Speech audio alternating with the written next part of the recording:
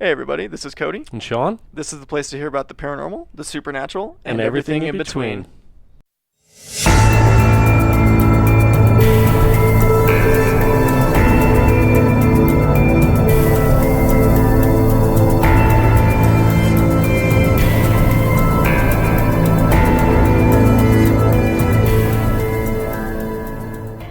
Hey, what's up, guys? It's Cody and Sean here with The New Reality. How's everybody doing? Oh my God, it's October and everything is scary. Not really. Oh, God, you're so scared of everything. I You am know, like my shadow. I don't What even know make why you're in paranormal investigating. you know what I think? What I'm scared of? The shadow figures. I think didn't we see one last night? We just saw one last night and got a picture of it. If you haven't seen it, go to our Instagram at the_new reality 11. And Guess. that has all kinds of crazy stuff on there, right? Oh, grinds. And you know what's he's why I'm stepping all over my words and him as well. We've had only 3 hours of sleep. Yeah, that has a lot to do with it. Plus, these energy drinks aren't helping anybody either. Jeez, Well, they are helping me get through this right now. yeah, like we're dragging ass. There's trenches, and we have a friend here that you can't see yet, but she's done the same thing. Yeah, so beautiful time last night. We'll have to talk about that, but what an amazing month. We were talking about it early this month about October, and it's just it's this commercial thing, and I like October. No, it's fun. It's amazing. The veil is thinning definitely during this month. If you're ever into paranormal investigating or trying to get into it, now's the time, right? Holy cow! Yeah, I mean, I was like really, really surprised about last night. I'm excited to really just talk about that. It's wonderful. But hey, before we do that, let's bring in our guest, shall we? Yeah, let's do that. Right on. All right, everybody. We are on with Amanda. She's with Hey, Pretty Amanda. Effin' Spooky on Instagram. Go ahead and introduce yourself. Hey guys, what's going on? Yo, yo, I'm yo. Amanda. What is going on? So Amanda, so Sean and I wanted to bring you on here and just kind of talk to you about your paranormal experiences, what got you into the paranormal, and et cetera, et cetera, et cetera. So we can start with the main question is, yeah, what got you into the paranormal, or what got you to where you're at today? So what got me interested in the paranormal definitely began with my first paranormal experience when I was 7 years old. And then I experienced paranormal experiences throughout my entire life and got into investigating about 10 years ago. Ooh, I want to backpedal. I want to go with that first experience when you were 7 years old. Let's talk about that. What Okay. happened there? So back when I was Sorry. 7 years old, You knew back that when was I going to was happen. yeah, that's okay. Back when I was 7 years old, I moved into a duplex with my family that I would later call the haunted duplex that I lived in. The first bedroom that I was staying in there, I started seeing my dolls and my stuffed bears moving at night.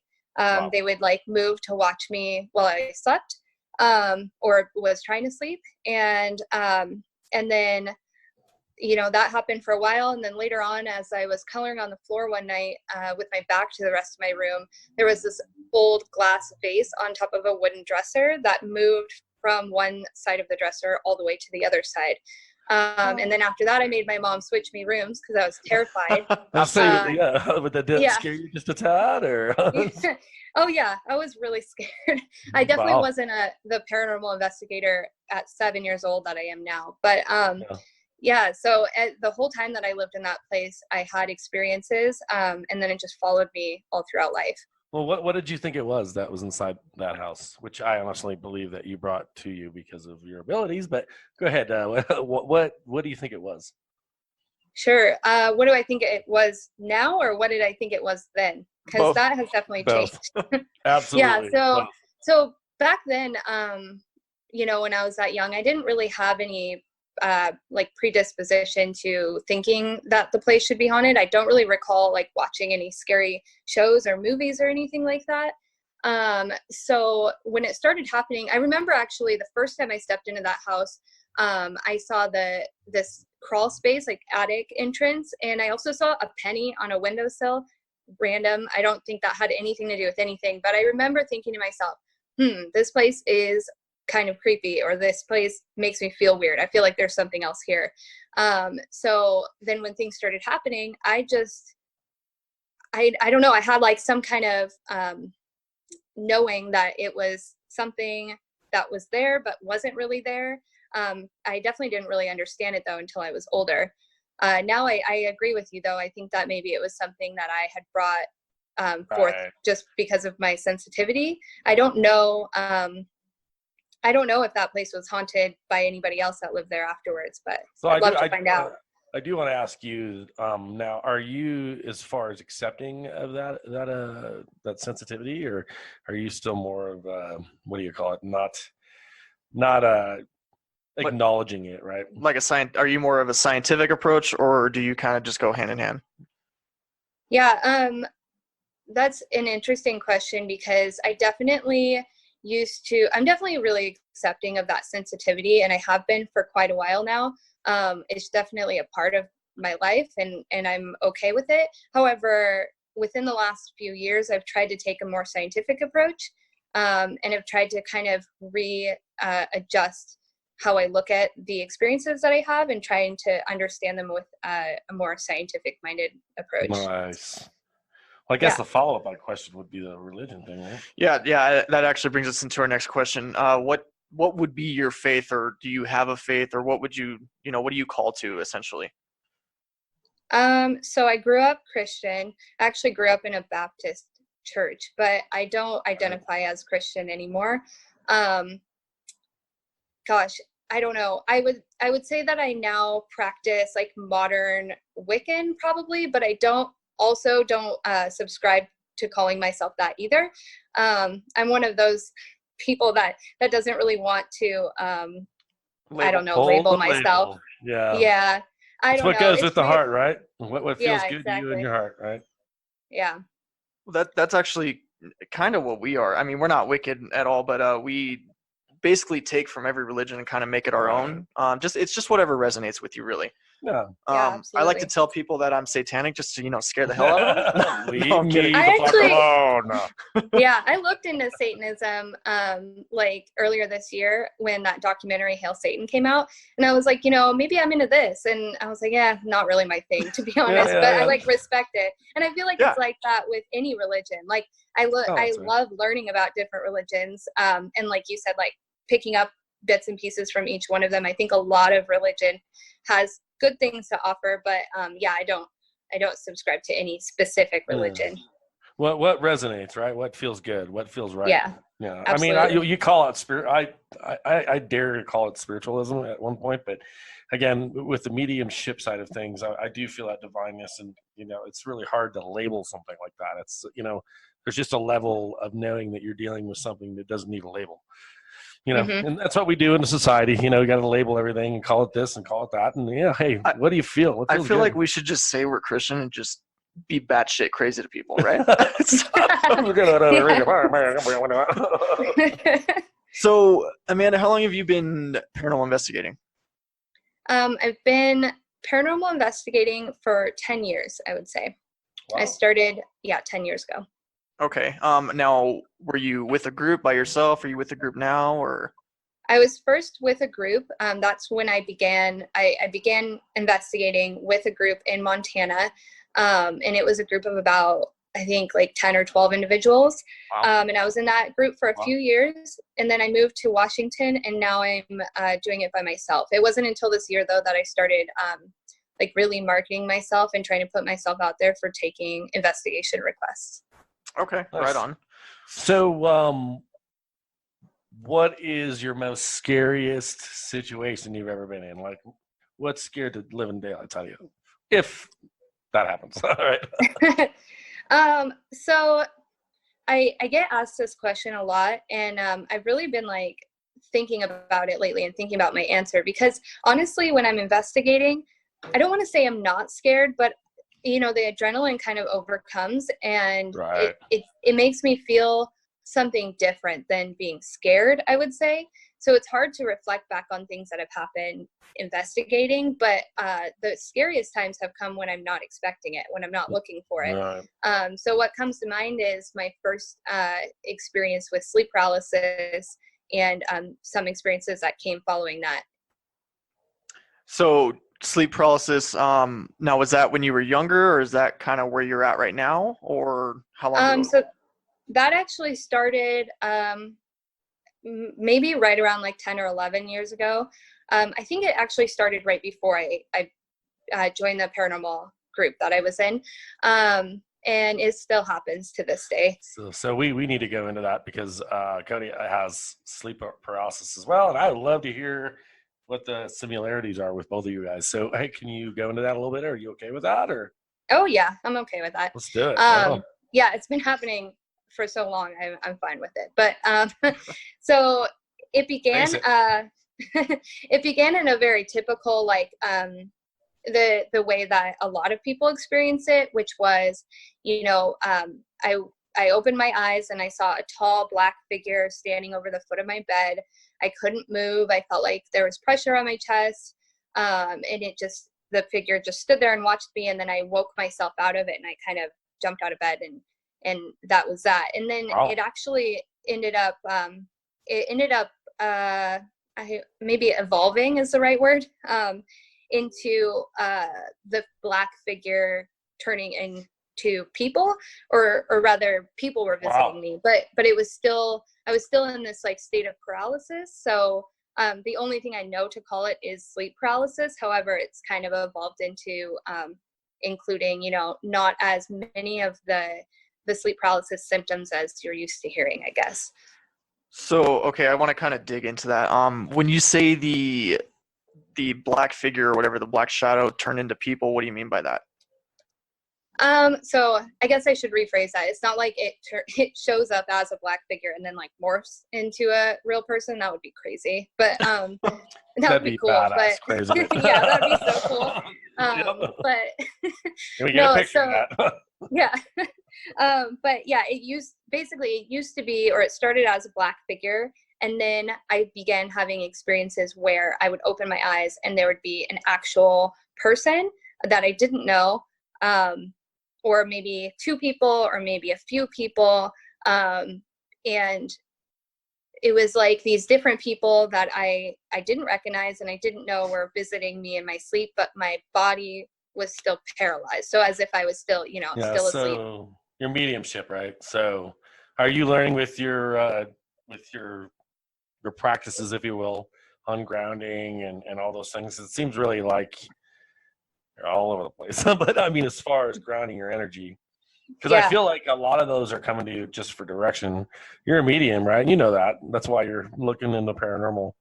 And that's why you keep seeing all these different entities. Right? Yeah, well, that's definitely something I've had to learn. It's new for me, I guess, accepting that or trying to guide it.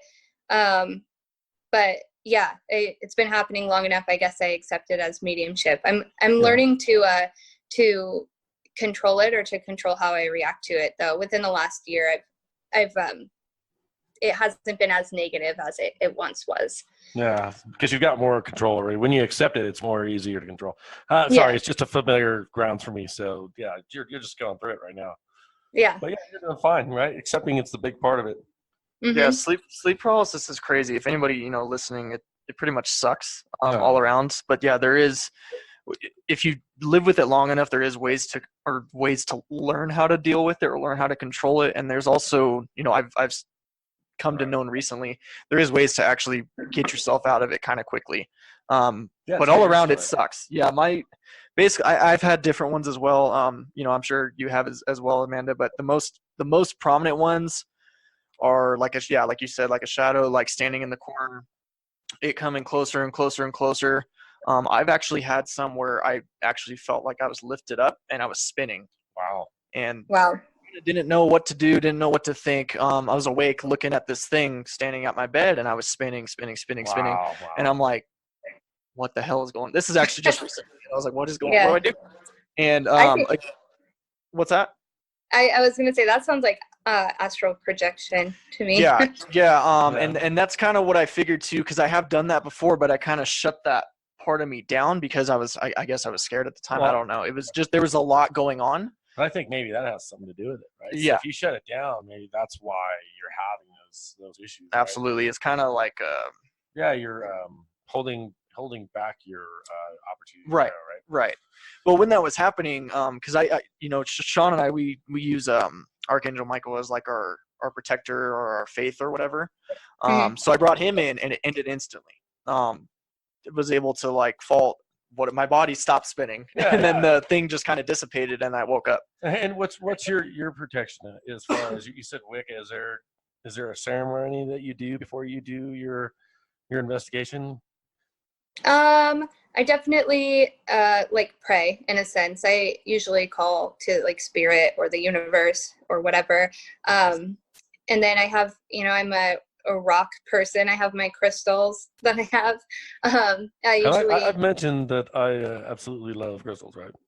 Yeah, that's an understatement. Yeah. I had to share that. What I have a few. just so people who aren't too familiar with crystals, what crystals do you use? So for like protection, I guess like black obsidian or nice tourmaline. Okay. I'm trying to recall all the names of them. Yeah. Yeah. I don't know. God, I have a lot. I've got one of those around my neck right now. So Yeah. And anybody who's investigating, definitely black tourmaline or black obsidian. Those are all great. Even selenite or amethyst is actually really good to carry with you during an investigation. Mm-hmm. Good for protection, good for grounding, and good for all kinds of stuff, really. I'm trying to figure out why, like, when I walk into an investigation, I'm like 2 pounds heavier. Oh, it's all the crystals I bought. This one and this one and this one. Oh, this one's good. Yeah, I'm retired. So Amanda, I have to ask you, because Sean and I, we started doing this paranormal stuff, and our ultimate goal is to kind of help people understand the unknown, if you will. So why are you doing this? That's a great question. So yeah, that's a good question for anyone in this field. I feel like I have like a few different answers to this, but part of it is because I want to validate myself and my experiences as a young kid, and to kind of find evidence that what I experience is really happening. I also want to help people who are afraid of this, because I consider it a gift to not be afraid of the paranormal or the unknown. So I'd like to help other people kind of accept it. And then also, I truly believe that, the paranormal and investigating the paranormal is a lot more than just finding ghosts and the spooky stuff and, what Ghost Hunters or Ghost Adventures says it is. It really, if you find evidence to the paranormal. Did you just say Ghost Adventures? Guys are awful. I don't know. I love those shows. It's good. It's just exaggerated, right? Yeah, no, and I feel like people like us, like people into this paranormal field, other people think that we're just like adrenaline seekers, just doing silly stuff, trying to find a good scare. But really, if we find evidence of the paranormal, it really opens up a door to so much more. We almost find evidence of religion, evidence of, our why we're here, where we're going. There's so much more to it. And honestly, I'm surprised more people aren't chasing after this evidence, because also so many people have experiences. If you just bring up to somebody that you're a paranormal investigator, so many people will open up with their own personal experience. And you know what I've come to find out too is the more when you talk to people and you tell them what you do, or what you love doing or whatever, a lot of people, they're scared or they're searching and they don't really know how to open up to that. So it kind of takes the paranormal investigator themselves to kind of step forward and say, you know what, I believe in this shit. You believe in it, obviously. So tell me about it. Well, what's really nice is we live in Southern California, and I can say, hey, I'm a medium, and most people look at me and not think I'm a freak. But no, I think society as we go along, because I can remember 10 years ago where this was not accepting. No one was accepting it. Everybody, if you talk about it, you're out of your mind. 10 years later, look what's going on. Everybody's searching, and I think there is a shift. I think that people absolutely. I think there's a huge awakening happening right now too. Sure. I mean, you can just tell from like social media and how many more people are talking about the metaphysical and the paranormal now than, like you said, 10 years ago. It's crazy. Yeah, the world's changing. Yeah. Everybody's, the religion structure is just not, it's not fulfilling. And we're waking up. That's a good way to put it. Yep, for sure. Absolutely. So This is actually a good question because we're curious. What is your favorite paranormal group? Don't say the new reality all at once. No, I'm It's kidding. okay. Don't rush into that real quick. We'll be flattered, but My favorite paranormal group? Yeah. Okay, let's see here. I'm gonna think about my answer for like 2 seconds because she's gonna say Ghost Adventures. Just kidding. I want to go there. I do like Ghost Adventures. I know like that's controversial. I feel like no one likes them anymore. It's not cool to like them anymore. But I don't know though. They're like I grew up watching Sure. Ghost Yeah. Adventures. You know what I mean? Actually, more so, I grew up watching Ghost Hunters. To be There. honest, like, Damn. yeah. Is that an air fist bump right there? Yeah, Ghost Hunters was like the OG like paranormal show that I watched growing up, and definitely what got me into it when 10 years ago, like in 2009. I don't know when was 10 years ago. At 2009. But, yeah. Damn. Yeah, so maybe I'll say Ghost Hunters. Also, do you guys remember that show, the Paranormal State? Yeah, Absolutely. Do you remember that? Absolutely. Yeah. Yes, absolutely. Gosh, I liked them too. They were cool. Yeah, I don't know. I watched them for sure. Like I was interested all my life in that sort of stuff. So What do I'm you glad think? I did it. What do you think your favorite group is? I'm gonna have to say Dead Files because I like Okay, Amy Allen. Oh, that's a good one. Yeah, that's yeah, a good one. she reminds me of a lot of myself. I don't think I can be anything close to her, but there's definitely I feel like. Well, why are you putting down on yourself? Well, physical mediumship. I think I'm almost there, but Right. But- I think for me, I definitely love Ghost Hunters. I love Grant and Jason and all them. But Sean and I just actually got a chance to meet Brick Griffith from Ghost Hunters, so that was pretty cool. Yeah, did a radio show with him. Yeah, he's a super cool person. But I think my favorite show is Ghost Hunters International. I don't know if anybody watched that or Oh, whatnot. absolutely. Yeah. Yeah. They did some crazy places, and yeah, I would love to go there. The new reality's going to be there one day, and we're going to absolutely do paranormal investigations out there. So, okay, so cool. Now, do you have any like upcoming paranormal places that you're going to, or any place that you want to go to, or whatnot? Besides the trip you're going on, of course, right? Yeah. Yeah, number one is I'm going to New Orleans on Monday. Nice. So I have a lot of places planned to go there. That I'm bringing a couple pieces of equipment with me, so I'm hoping to investigate as much as I can. They kind of make you pay to investigate there, so I'm gonna have to try to Bastards. figure that out. Yeah. Right. And then I have an investigation planned here locally at the end of the month. And then I don't know. I think I'm gonna go to Massachusetts in April. Nice. Right on. Yeah. So, are you ever coming to California? Because if you do, you gotta come with us. Yes. We've got a couple of places. This month is going well, actually. Yes, that's on the agenda as well. I actually have family in West Hollywood. Perfect. Yeah, so I was actually just in LA not that long ago, but didn't know you guys then. And actually, you guys, I started following you guys. I remembered this recently, but it was when we were both in Portland, if you remember. Okay. Oh, yeah, absolutely. Yeah, and Great place. I think it's funny because now, had I known we were both in Portland at the same time, I would have totally investigated with you guys. But Right. at that time, you were weird internet strangers. So. Yeah, absolutely. Yeah. What was crazy about that investigation is we got called to that from a police officer pulled us over. So we weren't even supposed to be in Portland, and we got Just kind of happened. Synchronicities, if you will. Yeah, it was crazy. Yes. That investigation was really fun, and we got a lot of responses. It was a woman that was attached to the business. She had just passed with breast cancer. Oh That wow. was good. Yeah, that was a good one. Excuse me.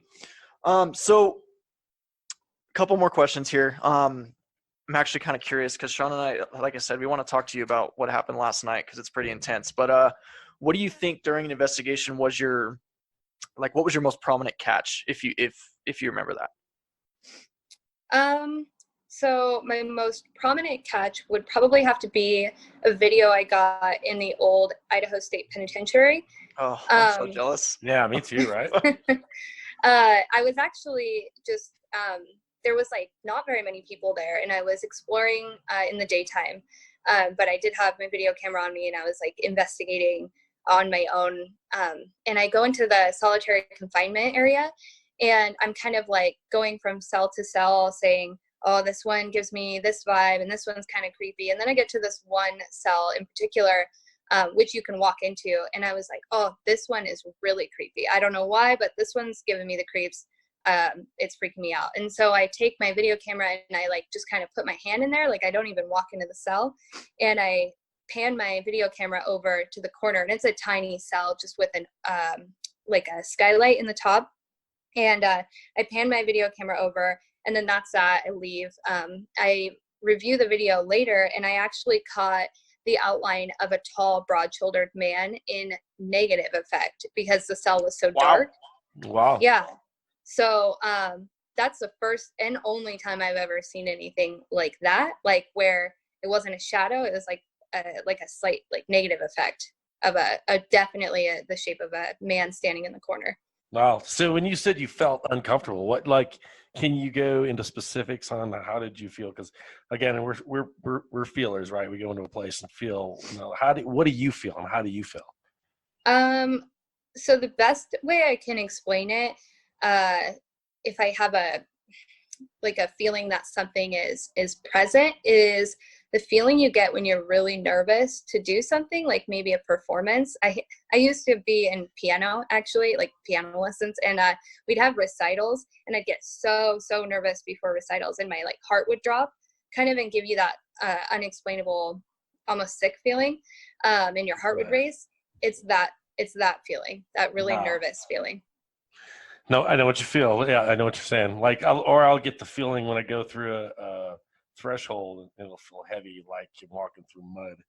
That's usually a different feeling. It's something different, right? Yeah, definitely walking into some place that's not so nice. You definitely feel a heaviness or like a weight, like there's a weight on you, Yeah, weight. Like, and sometimes I get like hot on the back of my neck or something.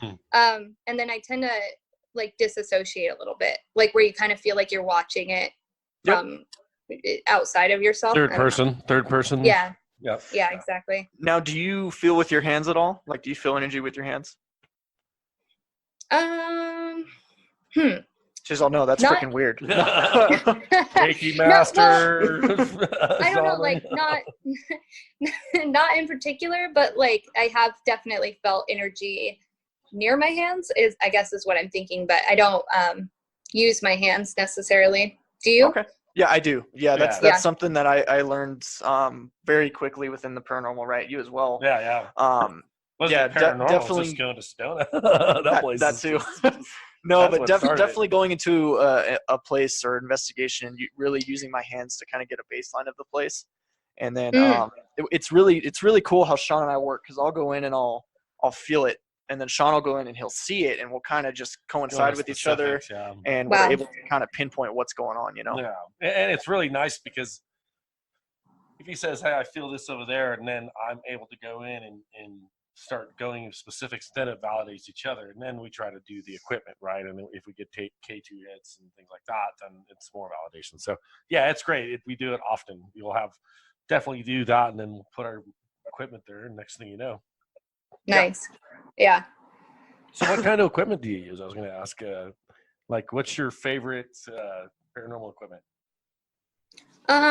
Well, I have a very humble kit. I just have one briefcase, like a kit that I take with me. I love the millimeter, which is kind of a basic answer, but I think it's valuable in the sense that it reads the temperature at the same time as the EMF. Absolutely. Nice. Yeah, I actually had a REM pod for a second, and I returned it. But I kind of like that. I like the idea of that, but I don't know. I guess you didn't ask me what my least favorite equipment was. I don't know why I'm going on about No, that's okay. That works. Yeah, go ahead. Go ahead. Are you talking about paranormal equipment? We love that.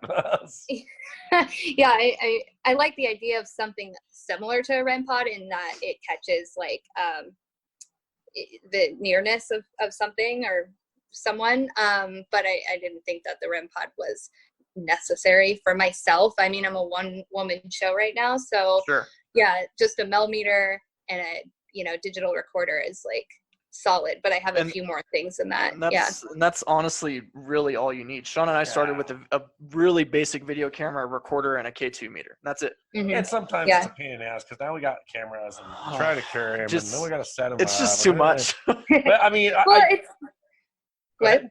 Go ahead. Yeah, I was just gonna say it's hard because there's all this new technology, and you get in your head and you're like, I want it all. Like I want to catch any possible thing that could go my way. Like if something's gonna pass by, you want to make sure that you get that. You got it covered. Yeah, exactly. In the candy store.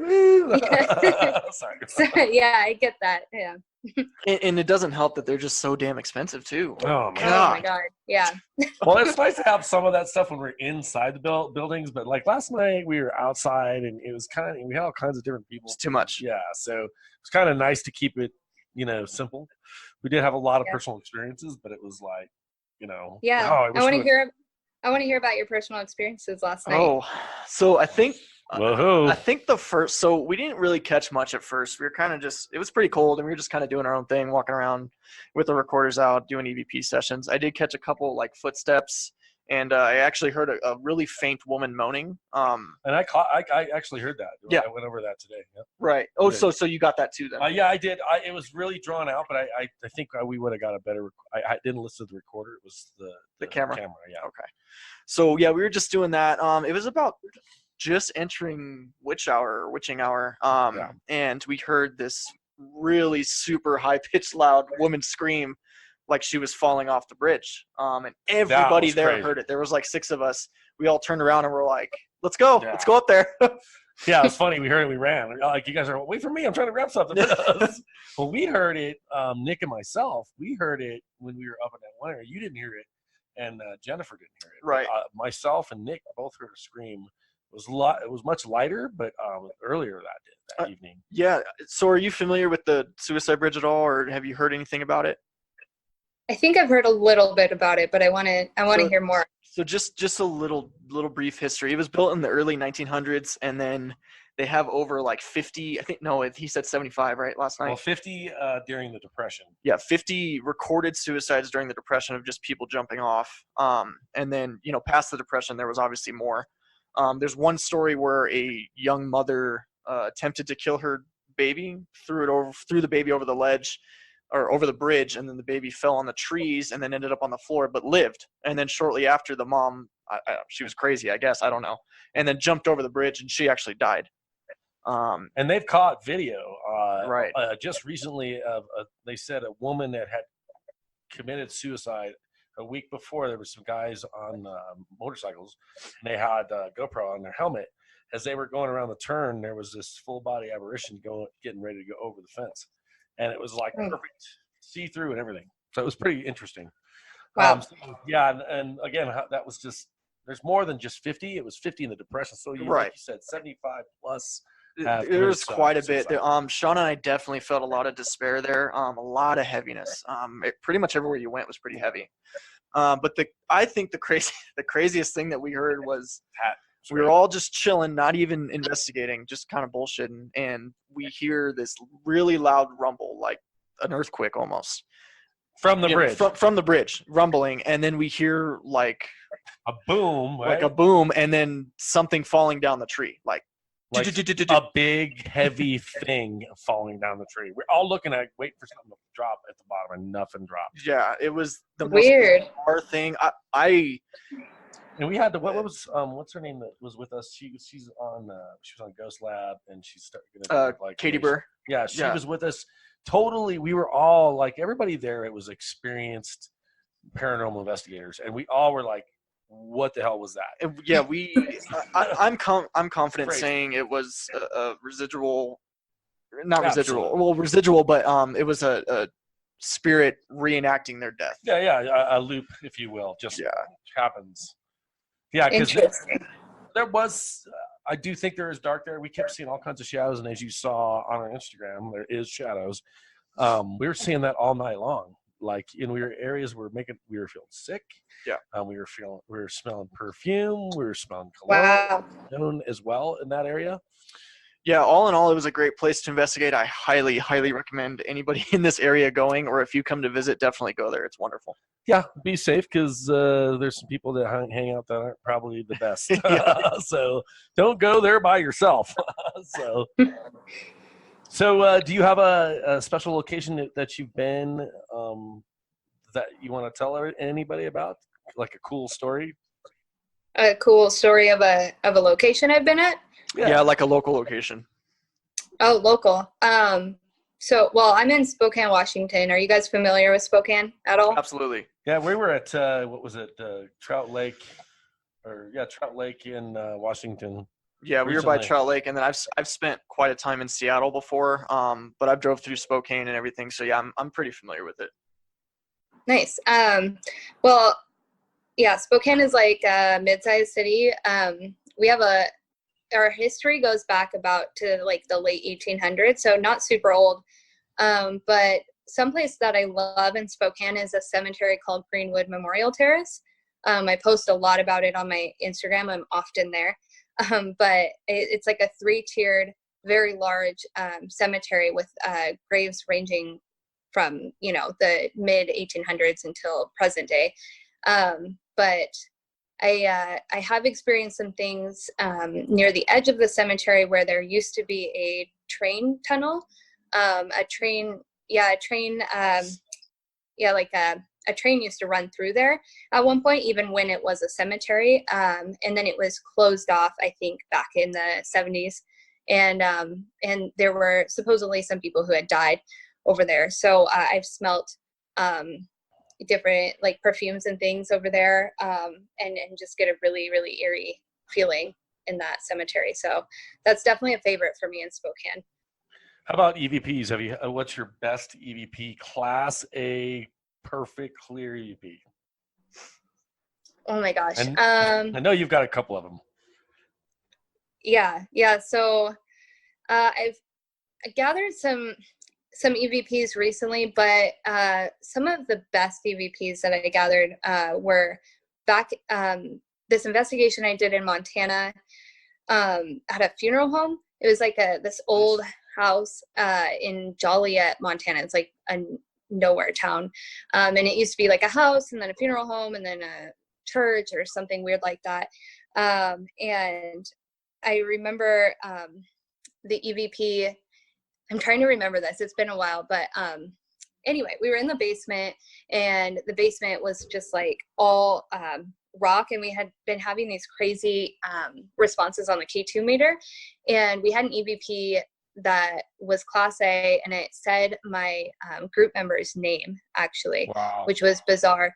I'm just having a hard time remembering his name now. Poor guy. No worries. Raul Melendez.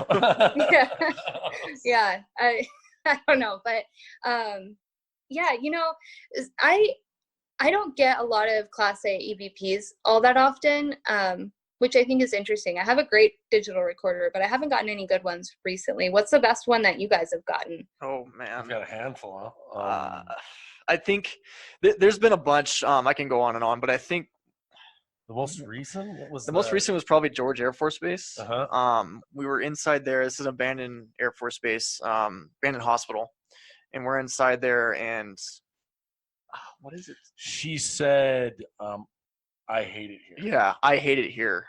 Really clear. And we didn't hear it at all until we came back and started recording or reviewing evidence. And it was like that. Right up to the mic. It was like, "I hate it here." We're like, wow. Perfect. There's that one, and then there's a place called Fort MacArthur, which is kind of in the Long Beach area.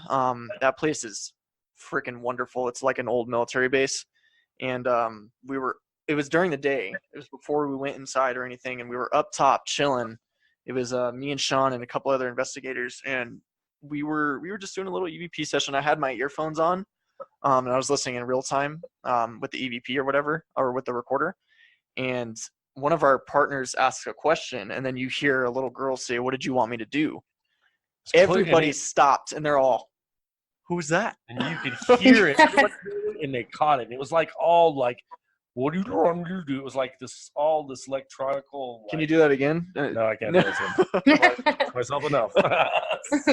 No, yeah, really. definitely super bizarre. But I think EVPs, I love capturing EVPs. They're wonderful. What about the Yeah. one in Jerome, the one that was in the cemetery? It said, what did it say? It's on our Instagram, the first one. Help me. With the lady in black? No. one? It was I got up and then we were sitting in those. It was help me, Yeah, but it was elongated. It was like a whisper. It was like help me. Yeah. Yeah. Yeah, and that was in Jerome. In one of the cemeteries. Yep. Yeah. So how does people find you? Like, do you have your own website? Obviously you're on Instagram. What else do you have? Yeah, so I have, I'm on Instagram, Twitter, and Facebook at Prettyfnspooky, and then I'm also on prettyfnspooky.com is my website. So I have a blog there as well as my investigation request form. Nice. Sweet. Right on. Yeah, definitely. Hopefully that'll, you'll get some extra help from some investigations. Yeah. We'd love to hear what you're doing. Keep us updated for sure. Yeah, absolutely. Yeah, and if you're ever in California, hit us up. Yeah, we'll love to take you to some cool spots or whatever, and vice versa. Yes, definitely. Cool. Well, thank you for tuning in, everybody listening. This is the All New Reality with Pretty Effin' Spooky. You can find us at thenewreality11.com. That has all of our social media: Facebook, Twitter, Instagram, YouTubes, and all of our podcasts. It's October. I am terrified. Not really. Boo. All right, guys. See ya.